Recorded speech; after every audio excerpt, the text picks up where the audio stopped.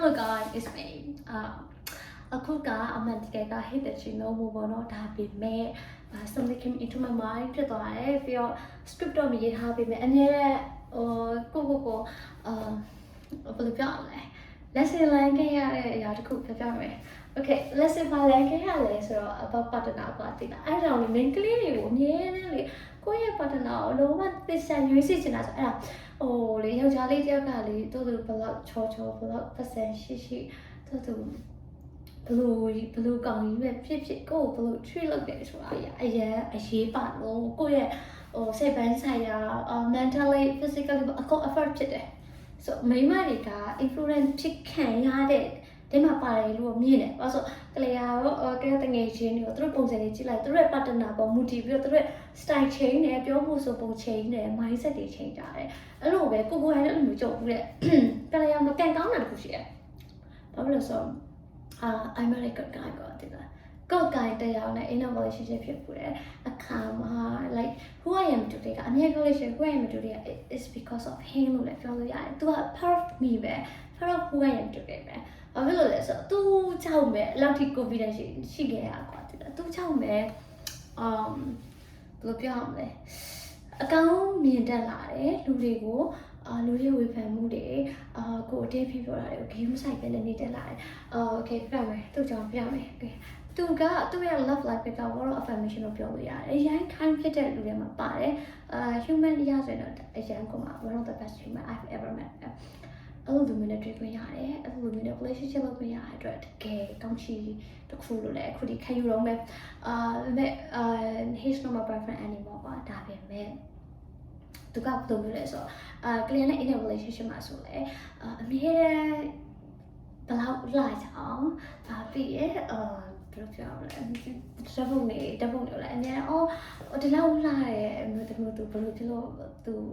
ဒီစားတော့ပြရလဲဆိုရယ်ပုံစံ question မေးတဲ့အခါမှာအမှန်တိုင်းပြောရင် main claim တယောက်အနေနဲ့ကိုယ့်ရဲ့ partner ဒါမျိုးပြောလိုက်တဲ့အချိန်မှာတော့တော်တော်ကြည့်လို့ရတယ်ပြီးရင်သူ့ရဲ့အမြဲတမ်းကိုယ့်ရဲ့ appearance ကို compliment လုပ်တယ် like you don't need to wear makeup ပါတည်လား you don't need to wear makeup naturally beautiful ဖြစ်နေရဆိုပုံစံအမြဲပြောတဲ့အခါမှာ makeup မရှိလေကို confidence ရှိလာတယ်အမှန်တကယ်ကတူတာပေါ့နော်အဲ့လိုမျိုးလူတွေလည်းတွေ့ဘူးတဲ့ကိုကောင်မလေးကို appearance ကိုယ်ရန် play နဲ့ဟာတွေ့ဘူးတဲ့သူတို့ကြောင့်အဲ့ဒီကောင်မလေးမှာလည်းအဲ့ဒီ appearance နဲ့ပတ်သက်ပြီးတော့ငါအဲ့လိုကြီးဖြစ်နေရလားဆိုတဲ့စိတ်ကြီးတို့ဖြစ်တာမျိုးကြုံမှုတဲ့ကလေးမှာကျတော့သူ့ကြောင့်ကိုအရင် confidence ရှိလာတယ်ငယ်ရဆိုရင်အမှန်တိုင်းပြမယ်နော်အမှန်တိုင်းပြမယ်လို့ဆိုပဲငယ်ရဆိုညနာကိုမကြိုက်ဘူးပြီးရင်နေရွက်မကြိုက်ဘူးဘူးလည်းမကြိုက်ဘူးပြီးရင်နှမှုအရင်ပြောင်းနေခံစား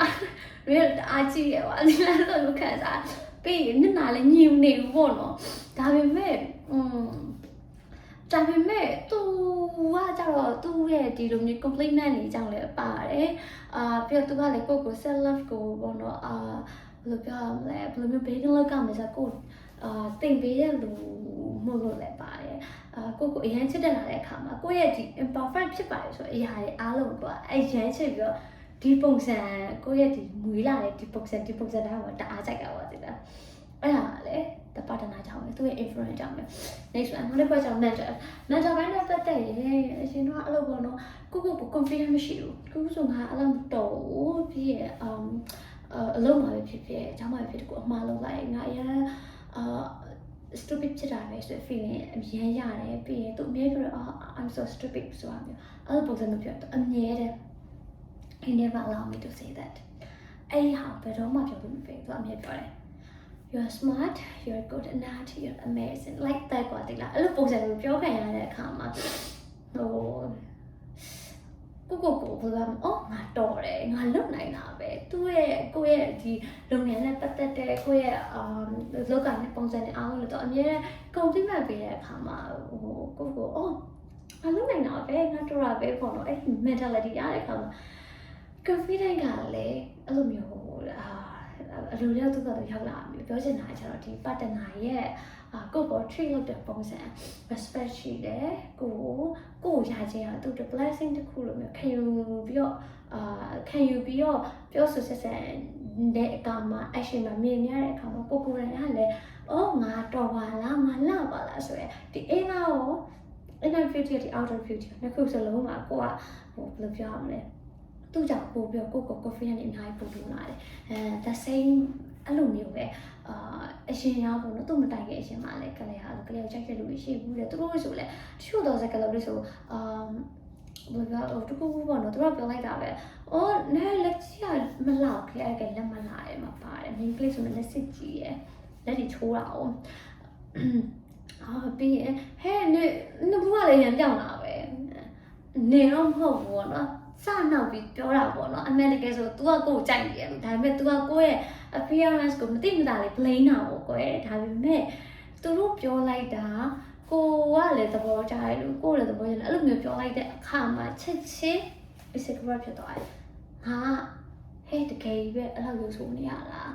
ငါမျက်နှာရတကယ်အဲ့လိုဖြစ်နေရလားငါစစ်ပြောင်းအဲ့လိုရုပ်လို့နေရလားဆိုရယ် insecure ကချက်ချင်းဝင်လာငယ်သေးရလည်းပါမယ်ဒါပေမဲ့ငယ်သေးရလည်းပါတယ်ပြီးတော့သူတို့ရဲ့ကိုယ် treat လုပ်တဲ့ပုံစံကလည်းအဲ့လိုမျိုးပုံစံဖြစ်နေရချောင်းလည်းပါတယ်ကွာပြီးတော့ကလေးရဲ့ဒီတငယ်ချင်းမှာတွေ့ပြီးသူတို့ partner ကောင်းတဲ့ partner နဲ့တွေ့ရဲ့အခါသူတို့ရဲ့ဒီမျက်နှာအစားအမြဲဘယ်လိုပြောမလဲ glow up အရင်ဖြစ်လာတယ်နေဖို့ထိုင်ဖို့ကအစားပြောင်းလဲပါအရင်တိတာတွေ့ရတဲ့အခါမှာအဲ့လိုလေကောင်းတဲ့ main ကလေးမျိုးကောင်းတဲ့ partner နဲ့တွေ့နေရတဲ့အခါမှာအရင်ပျော်တယ်အဲ့လိုမဟုတ်ပဲတဲ့ကိုယ့်ရည်စားကိုပြန်ပြီး judge လုပ်တဲ့ partner မရှိရနော်မရှိဘူးမလဲရှိရကျွန်မတွေ့ဘူးတဲ့ပြီးတော့အဲ့လိုကိုယ်နေကိုရတာဘယ်လိုပြောရမလဲဟဲ့ငါ့ကိုရဘယ်လိုယောက်ျားလေးဘက်ကကွာသူ့ကိုရထားတာကလည်းကပျော်ရမယ်ဆိုတဲ့ပုံစံမျိုးနဲ့ယောက်ျားလေးရှိတယ်အဲ့လို mindset နဲ့လူမျိုးတွေနဲ့တွဲလူတွေပြီးရင်တချို့ယောက်ျားလေးရှိတယ်baby ရော like ဖွေးတဲ့မိသားဖြစ်လိမ့်မယ်မရင်နေတော့အများကြီးထားမယ်ဆိုရဲအချိုးတွေယောက်ျားလေးရှိတယ်အဲ့ခါကျရင်အဲ့လိုမျိုးကလေးကအမေနဲ့ question ထုတ်တယ်ငါကဘာဖြစ်နေလို့လဲဆိုတော့ကို question ထုတ်တယ်အဲ့တော့ပြောချင်တာကအဲ့လိုမျိုးလူတွေနဲ့အချိန်မကုန်ဆုံးနဲ့သိလားယောက်ျားကြီးမကောင်းဟုတ်တယ်ဒါပေမဲ့ယောက်ျားကောင်းနေရှိတယ်ဆိုတော့ကလေးယောက်ျားကြီးမပေါ်ဘူးကောင်းတဲ့လူကိုတွေ့ဘူးလားအဲ့တော့အဲ့ကောင်းတဲ့လူတွေကလည်းကို better person ဖြစ်အောင် shape ပေးနိုင်တယ်အဲ့တော့မကောင်းတဲ့လူတွေနဲ့အချိန်ကုန်ခံပြီးတော့ကိုယ့်ရဲ့ mentally ရော physically ကိုပါဒီလိုမျိုး glow down ဖြစ်စေတဲ့လူတွေနဲ့အချိန်ကုန်မခံမနဲ့ one day တနေ့ကျရင်တော့ကိုနဲ့ထိုက်တယ်နဲ့လူကိုတကယ်အဲ့လိုချစ်ပေးနိုင်တဲ့လူကိုကလေးကတော့ပြောရမယ်စိတ်ရှည်လက်ရှည်ဆောက်ပြီးတော့ရွေးစီချင်တယ်ဒီလားယောက်ျားတိုင်းမကောင်းဒါပေမဲ့ကောင်းတဲ့လူတွေရှိသေးတယ်မကောင်းတဲ့လူတွေကိုတီးခံပြီးတော့ချစ်ပါတယ်ဆိုတဲ့ title အောက်မှာပဲ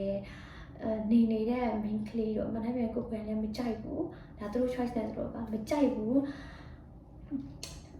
အဲ့လိုမျိုးလည်းမနေစေချင်ဘူးလို့မြင်နေရရင်လည်းအဲ့လိုမျိုးလူနဲ့လည်းအမှန်တကယ်ပေါင်းတင်လို့ကိုယ်ပေါင်းတင်နေမှာလည်းအဲ့လိုမျိုးအညံ့ခံတဲ့မိမလည်းမရှိဆိုတော့ whatever ပြောချင်တာတော့ပတ်တနာကောင်းကန်ရွေးပါ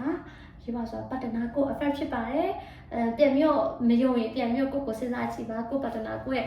lifestyle တစ်ခုလုံးဝိပုံစားပုံကအစစိတ်ပိုင်းဆိုင်ရာအစအကုန်လုံးကို affect ဖြစ်ပါတယ်အဲ့ဒါကြောင့်လို့ကောင်းသောလူကနေပြီးတော့ဒီကောင်းတဲ့ effort ကိုပဲယူပါမကောင်းတဲ့လူတွေနဲ့တွဲပြီးတော့စိတ်ဆင်းရဲခံပြီးတော့စိတ်ပြင်းမှလို့ပေါ်ရမှာမနေချပါနဲ့လို့ပြောရင်းနဲ့နှုတ်ဆက်လိုက်ပါတယ်တဒါရေသွားလိုက်အောင်ပြန်တော့မလားသိ